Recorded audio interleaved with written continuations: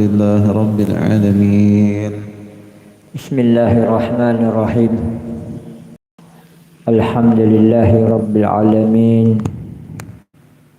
وبه نستعين على أمور الدنيا والدين وأشهد أن لا إله إلا الله وحده لا شريك له وأشهد أن سيدنا محمدا عبده ورسوله ولا نبي بعده. اللهم صل وسلم على سيدنا محمد الفاتح لما أغلق والخاتم لما سبق ناصر الحق بالحق والهادي إلى صراط المستقيم وعلى آله وحق قدره ومقداره العظيم. أما بعد. Yang sama-sama kita muliakan dan kita hormati serta kita cintai para habaib, para asatid, guru-guru agama, dan kita memohonkan kepada Allah Subhanahu wa taala, kepada para habaib kita, para asatid kita, guru-guru kita senantiasa diberikan kesehatan, keafiatan, dipanjangkan umur, dimudahkan segala urusan, diluaskan rezekinya, dijauhkan daripada mara bahaya, bala, wabah dan bencana. Salawat serta salam, segala puja dan puji syukur senantiasa kita haturkan kehadiran Allah Subhanahu wa taala yang telah mana dengan hidayah, taufik serta inayah kepada kita semua sehingga kembali kita dikumpulkan di majelis ta'lim wa dzikir kamarul muhibbin, dengan harapan dosa-dosa kita diampuni oleh Allah Subhanahu wa taala, mendapatkan curahan rahmat dan keberkahan daripada Allah Subhanahu wa taala, diberikan ilmu yang manfaat, diluaskan rezeki yang halal, diberikan kesehatan keafiatan untuk taat kepada Allah Subhanahu wa taala, dimudahkan segala urusan, dikabulkan segala hajat, dijauhkan daripada mara bahaya, bala, wabah dan bencana, dimatikan dalam keadaan husnul khatimah. Salawat serta salam senantiasa kita haturkan kehadirat junjungan kita Nabi besar Muhammad sallallahu alaihi wasallam beserta keluarga, zuriyah, sahabat dan pengikut ila yaumil qiyamah. Melanjutkan pembacaan kitab Bidayatul Hidayah yang dikarang oleh Al-Imam Abi Hamid Muhammad bin Muhammad Al-Ghazali rahimahullah. Wa ammal majnun bil alamah fa huwal malu sultan wal ummalhi wa malu ma la kasbalahu illa minan niyahati aw bai'in khamri aw riba awil madamir hatta alimta anna aksara mali haramun qat'an fama takhudhu min yadahi wa in amkana ay yakuna halalan nadiran fa huwa haramun li annahu ghalibun ala dan wa minal haramil mahdi ma yuqalu minal awkafi min ghairi syartil waqib faman lam yastagil bitafaqquhi fama yaquju minal madarisi haram wa man irtaqaba ma'siyatan turaddu biha syahadatu fama yaquju bi ismi sufiyatu min waqtin aw ghairihi haram. Waqad jakarna madakila subuhat wal halal wal haram fi kitabim muradihi min kutubi ihya ulumuddin fa alayka bi talabihi fa inna ma'rifatal halal wa talabahu faridatun ala kulli muslimin kasalawatil hamsi wa ammal faras fahfazhu an kulli ma haramallahi ta'ala wa kun kama qala Allah ta'ala tabaraka wa ta'ala والذين هم لفروجهم حافظون إلا على أزواجهم أو ما ملكت أيمانهم فإنهم غير ملومين ولا تسيل إلى حفظ الفرج إلا بحفظه العين عن النجرة وحفظ القلب عن فكره وحفظ البطن عن سبحات وعن سباح فإن هذه محرقة الشهوات ومغارسها. Jadi Imam Ghazali menyambung sedikit daripada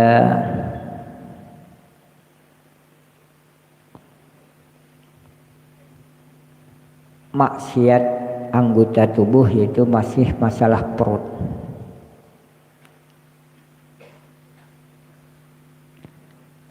Yang kemarin diceritakan bahwasanya harta yang haram yaitu raja-raja yang zalim atau pegawai-pegawainya, dan harta orang yang tidak ada pekerjaan kecuali hanya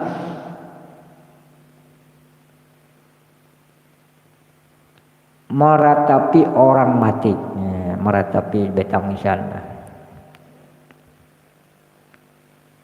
meratapi atau menjual arak, minuman keras, atau bermuamalah dengan cara riba, atau berjual beli seruling, alat-alat musik lainnya. Nah, ini kalau sudah yang mengumpati yang haram ya. Maka siapa saja yang engkau ketahui secara pasti bahwa kebanyakan hartanya adalah dari sumber yang haram, maka apa yang kau apabila diambil darinya, dari tangannya, walaupun boleh jadi ia halal, adalah haram. Nah, Imam Ghazali mengatakan bahwasanya setiap orang kita ketahui ya, pekerjaannya banyak yang haram. Sekalipun ini bekerja yang halal, pasti disangka orang haram. Karena itulah yang kebiasaan pada sangkaan. Nah, diantaranya pula harta yang jelas haram ialah harta yang dimakan tidak mengikuti syarat. Nah, ini wakaf gasan masjid, wakaf gasan madrasah tanpa ada syarat. Seperti orang yang tidak bersungguh-sungguh mengaji, ya istilahnya ada wakaf untuk madrasah, ada wakaf untuk masjid, ada juga wakaf atau pemberian orang untuk, ya kita itu istilahnya beasiswa. Nah, dijamin ikam selama belajar di pondok pesantren, apapun kebutuhan engkau, apapun keperluan engkau, kami siapkan, atau beasiswa. Ya, beasiswa dijamin oleh pemerintah atau dijamin salah seorang daripada nang dermawan. Nah, mengaji maka haram mengambil harta. Nah, amunnya kita kada benar-benar, kada bersungguh-sungguh untuk mengaji, belajar, maka itu haram hukumnya. Haram mengambil harta atau makanan yang diwakafkan khusus kepada penuntut yang ada di dalam sebuah madrasah. Dalam sekolahan, dalam satu pondok, bahwasanya ini dikhususkan beasiswa, maka harus bujur-bujur yang dijamin oleh seseorang, baik dijamin pemerintah. Beasiswa yang diberikan kepada seorang daripada pelajar penuntut ilmu agama. Dan harta wakaf, wakafnya khusus gasan madrasah, gasan masjid, dipergunakan untuk keperluan pribadi, haram hukumnya. Imam Ghazali, ini haram, harta haram. Dan siapa yang maksiat maka akan ditolak segala persaksiannya, syahadatnya, dan begitu pula haram mengambil harta atas nama tasawuf bagi orang yang ahli sufi. Nah, bagi orang yang bukan ahli sufi mengatakan ini harta untuk orang-orang ahli sufi, sedangkan yang ada ahli sufi mengambil. Ini harta gasan orang mengaji, beasiswa orang belajar diambil, selain dipergunakan untuk menuntut ilmu, untuk ibadah, maka itu haram. Dari harta wakaf yang dikhususkan untuk mereka. Dan telah kami sebutkan keterangan yang luas tentang harta syubhat. Nah, al-halalul bainun wal haramu bainun. Nang mana halal dijelaskan oleh Nabi, nang mana haram pun dijelaskan. Wa bainahuma mustahabatun, di antaranya itu kali tahu hukumnya. Apa halal, apa haram. Kebiasaan dia kebanyakan syubhat suatu saat akan jatuh, akan tergelincir ke dalam nang diharamkan oleh Allah Subhanahu wa taala. Halal dan haram di dalam kitab Ihya. Jadi diterangkan luas tentang harta syubhat, halal dan haram di dalam kitab Ihya Ulumuddin. Maka hendaklah engkau merujuk ke sana karena mengetahui cara mencari harta yang halal ini ialah wajib, dan mencari harta yang halal itu adalah wajib seperti wajibnya engkau sembahyang 5 waktu. Masalah makanan haram. Di zaman Nabi Sallallahu Alaihi Wasallam ada sahabat yang bernama Abu Dujana. Ini sahabat Abu Dujana sholat subuh bersama Rasulullah. Tiap subuh sholat bersama Nabi Sallallahu Alaihi Wasallam. Tapi sehabis salam Abu Dujana ini kada berwirid, kada berdoa, langsung balik ke rumah. Langsung balik ke rumah. Beberapa hari senantiasa ini menjadi perhatian daripada baginda Nabi Sallallahu Alaihi Wasallam. Baginda Nabi tahu siapa-siapa sahabat yang berada di belakang sidin. Karena mukjizatnya Nabi, Rasulullah itu melihat nang di belakang sebagaimana melihat nang di muka. Kali bicara meneh tapi melihat. Nah, siapa-siapa duduk berwirid atau berdoa bersama Nabi. Ini kada Abu Dujana habis salam langsung berdiri balik ke rumah. Ini berjalan beberapa kali sehingga Rasulullah pun memanggil, wahai Abu Dujana, kada hendakkah engkau bersama kami berdoa atau munajat kepada Allah Subhanahu wa taala? Kenapa? Jam neh.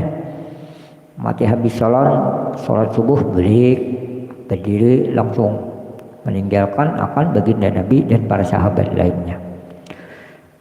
Jadi dia Abu Dujana, wahai Rasulullah, bolehkah ulun berkisah bercerita kenapa setiap habis salat subuh ulun berangkat pergi menuju rumah?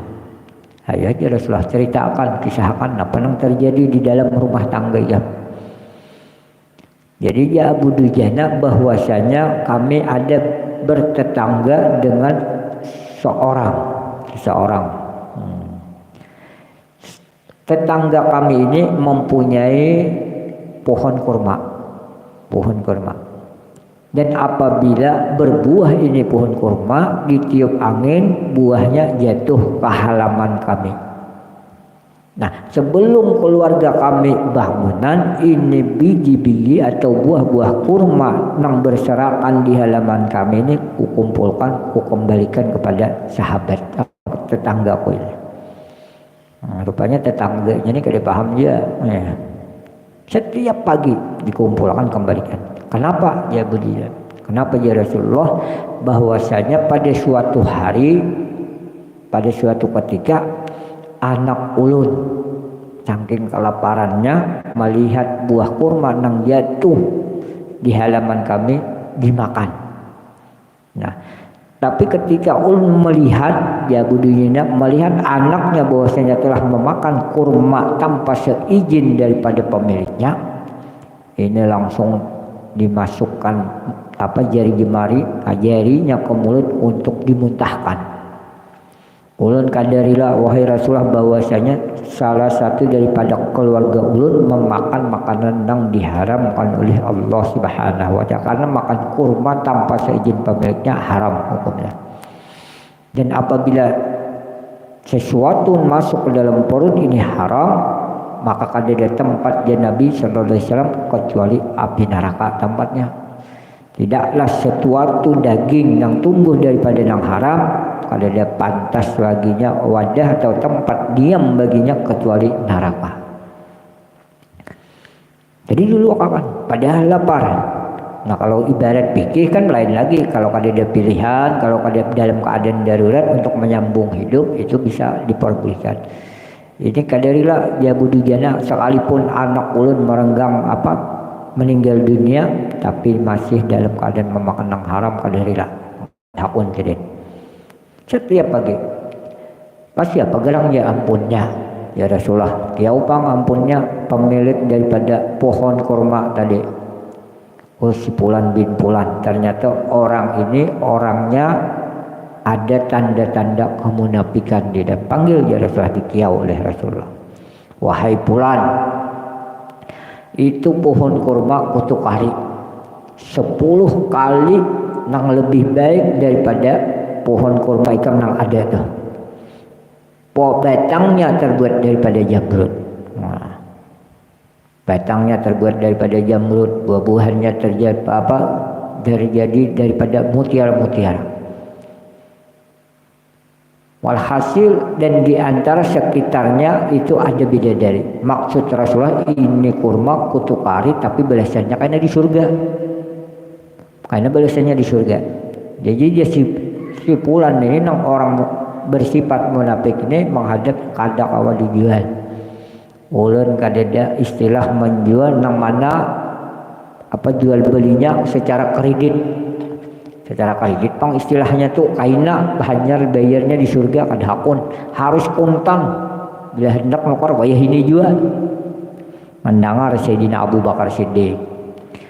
Jadi Sayyidina Abu Bakar Siddiq mun kaya itu aku hama nukarinya harga daripada pohon kurma ikam itu seharga 10 kali lipat daripada pohon kurma yang ada di kebun salah seorang daripada sahabat Nabi nang mana kurmanya paling bagus pada saat itu istilahnya palarangnya 10 kali lipat belum dihargai oleh Sayyidina Abu Bakar Siddiq. Hakun lah, yang ada hakun. Nah, karena Sayyidina Abu Bakar Siddiq melihat bahwasanya ini pahalanya karena di surga sangat besar yang diberikan sebagaimana baginda Nabi sallallahu alaihi wasallam menceritakan. Pahalanya besar. Dibeli oleh Sayyidina Abu Bakar Siddiq. Dalam hatian orang munafik nih, ngaran orang bersifat munafik nih, ibaratnya ku jual pohon kurma ini ku jual sudah sama Sayyidina Abu Bakar Siddiq. Dijual, dibeli oleh Sayyidina Abu Bakar. Ini pohon kita kalau dicabut jual, kadang kalau dipindah. Jadi orang munafik tetap buahnya aku nak memakan juga. Ini karena masih di halamannya. Hati orang munafik ini di dalam. Tapi tidak dengan baginda Nabi sallallahu alaihi wasallam tahu bahwasanya ini orang munafik sampai di rumah malam. Nah, sehingga Abu Dujana tuh apabila tumbuh kurmanya yang ada berawal di halaman orang munafik itu pindah ke halaman Abu Dujana. Dan halaman orang yang munafik itu sebagaimana kadeda pernah tumbuh kurma di situ. Ini salah satu daripada mukjizat Nabi sallallahu alaihi wasallam. Nang mana diriwayatkan Abu Dujana memelihara daripada keluarganya, dirinya dan keluarga istri dan anaknya agar jangan memakan makanan yang diharamkan oleh Allah Subhanahu wa taala. Karena mengambil sesuatu tanpa izin itu haram. Haram apalagi sampai dimakan. Dimakan. Nah, ini mukjizatnya Nabi. Jadi bangun besok kan hilang udah pohon kurma kita pindah ke Subalah. Mukjizat Nabi sallallahu alaihi wasallam. Salah satu daripada keutamaan ketika orang menjauhi isi perutnya daripada yang diharamkan oleh Allah Subhanahu wa taala. Terus yang kelima menjaga daripada kemaluan. Maka hendaklah engkau menjaga kemaluan dari apa-apa yang diharamkan oleh Allah Ta'ala dan hendaklah engkau menjadikan dirimu seperti golongan yang disifatkan oleh Allah Subhanahu Wa Ta'ala di dalam firman-Nya. Walladzina hum li furujihim hafizun illa al azwajihim aw ma malakat aymanuhum fa innahum ghairu malumin. Artinya Allah berfirman dan mereka yang selalu menjaga kemaluan mereka. Ya, kemaluan kecuali terhadap istri-istri mereka atau apa-apa yang mereka miliki daripada hamba-hamba jariyah, maka mereka tidaklah tercela, tidak dicela oleh Allah Subhanahu wa taala selama menjaga daripada kemaluan. Dan engkau tidak dapat menjaga kemaluan kecuali apabila engkau menjaga matamu. Engkau menjaga mata daripada melihat yang haram dan menjaga hatimu supaya ia jangan berpikir yang bukan-bukan dan menjaga makanan yang subhat atau berlebihan di dalam memakan yang halal, karena semua itu adalah menggerakkan bagi syahwat dan merupakan sebab bermulanya syahwat. Karena menjaga dua tangan. Jadi istilah memelihara kemaluan baik laki-laki maupun perempuan diriwayatkan ada seorang yang bernama Syekh Abu Bakar Al-Miski. Dia kita Abu Bakar Kasturi, misik itu kasturi. Jadi tubuh sidin harum sebagaimana baunya minyak kasturi, minyak misik jadilah. Ini Syekh Abu Bakar Al-Miski ini salah seorang pedagang. Nah, Sidin mendagangkan kain ke rumah-rumah. Dan Syekh Abu Bakar ini orangnya bungas, tampan, anum pulang. Nah, Syekh Abu Bakar ini menjualkan dagangannya. Ternyata ada seorang perempuan pelanggan bagi Sidin. Perempuan ini mulai lawas sudah hendak Sidin. Kayak apa hendak memiliki seorang Abu Bakar yang tampan ini. Dikiau, wahai Abu Bakar, aku ingin membeli daripada kain, masuk ke dalam pian dulu. Dia masuk, dikuncinya lawang. Jadi dia dikunci lawang, akhirnya Syekh Abu Bakar nih, ikam harus mempergauli aku, mengajak berzina di biniannya. Ya pamunnya kita diajak orangnya bungas, kadang orang kada bungas bang biniannya. Orangnya bungas, mengajak daripada minta layani, mengajak daripada bersetubuh. Alang lo Syekh Abu Bakar nih kayak apa nih dosa nih, takutan berzina itu daripada sesuatu yang dilarang oleh Allah. Takutnya karena Allah, bukan takut karena digerabak lain lah. Kalau bang berduaan di rumah digerabak itu takutan digerabak orang. Ini takut karena Allah Subhanahu wa taala, ikhlas. Ya Abu Bakar ini takut karena Allah Subhanahu wa taala, karena ini perbuatan zina. Kayak apa alasannya nih? Alasannya Syekh Abu Bakar agar terlepas daripada perzinahan. Jadi bapak hayat binian mana gerang hamam. Kita tuh mana WC. Aku hendak buang hajat dahulu, hendak qadail hajat. Terus biniannya kasih tahu. Jadi sebelum kita berhubungan, aku hendak qadail hajat dahulu. Masuk qadail hajat. Kayak apa berpikir Sidin lah? Saya kira biniannya ini kada hendak lagi kan Sidin. Jadi Sidin buang kotoran Sidin, dan kotoran Sidin pusatakan ke seluruh tubuh Sidin. Dipusatakan sebuah tubuh dengan harapan bibiniannya kada hendak lagi kan Sidin. Sudah qadail hajat keluar ya Sidin, melihat baca lumuran dengan kotoran daripada Syekh Abu Bakar ini, perempuan tadi kada hendak lagi. Rasa jijik siapa? Hakun melihat orang baca lumuran kotoran binian teh. Keluar haikam ya. Nah setelah Sidin keluar, Sidin beberesih sholat. Nah ketika sholat itulah timbul harum daripada misik. Nah ketika orang menjauhi daripada perzinahan, menjaga daripada kemaluannya, menjauhi daripada perzinahan, Allah memberikan kemuliaan di dunia. Setelah sholat harum daripada tubuh Syekh Abu Bakar itu, maka sehingga Sidin diberi gelar dengan Syekh Abu Bakar Al-Miski. Bau apa aja kita istilahnya, badan Sidin sekalipun kada pakai minyak harum sudah berbau minyak kasturi. Nah sebelum kita lanjutkan tentang keenam menjaga dua tangan, insyaallah mengenang datang sebelum kita akhiri daripada majelis kita, sebagaimana biasa kita membaca salat kamilah. Mudah-mudahan dosa-dosa kita diampuni oleh Allah Subhanahu wa taala, diberikan ilmu yang bermanfaat, diluaskan rezeki yang halal, diberikan kesehatan, keafiatan untuk taat kepada Allah Subhanahu wa taala, dijauhkan daripada mara bahaya, bala, wabah dan bencana, dimatikan dalam keadaan husnul khatimah. Innallaha wa malaikatahu yusalluna 'alan nabi ya ayyuhalladzina amanu sallu 'alaihi wa sallimu taslima. Allahumma shalli salatan kamilatan wa sallim salaman jaman ala sayyidina Muhammadin alladhi tanhalu bihil uqadu wa tanfariju bihil qurabu wa tuqda bihil hawaidu wa tunlu bihil ragaibu wa husnul khawatim wa yustaqal gamamu biwajihil karim wa ala alihi wa sahbihi bi kulli lamhati wa nafasin bi adadi kulli ma'lumi lak. Allahumma shalli dan kamilatan wa sallim salaman zaman ala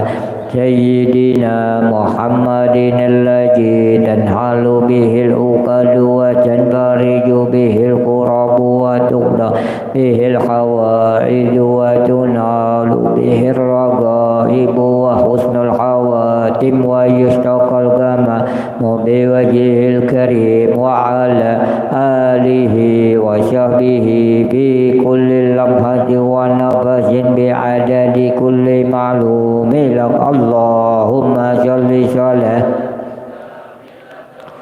salaman zaman ala sayyidina Muhammadin alladhi tanhalu bihil uqadu wa tanfariju bihil qurabu wa tuqda bihil hawaidu wa tunalu bihil ragaibu wa husnul hawatim wa yustaqal gamamu biwajhil karim wa ala alihi wa sahbihi bi kulli lamhati wa nafasin bi adadi kulli ma'lumi lak al-Fatiha. A'udzu billahi minasyaitonir rajim. Alhamdulillahi rabbil alamin arrahmanir rahim. Iyyaka na'budu wa iyyaka nasta'in. فيا أيها الراجون منه شفاعة صلوا عليه وسلموا تسليما اللهم صل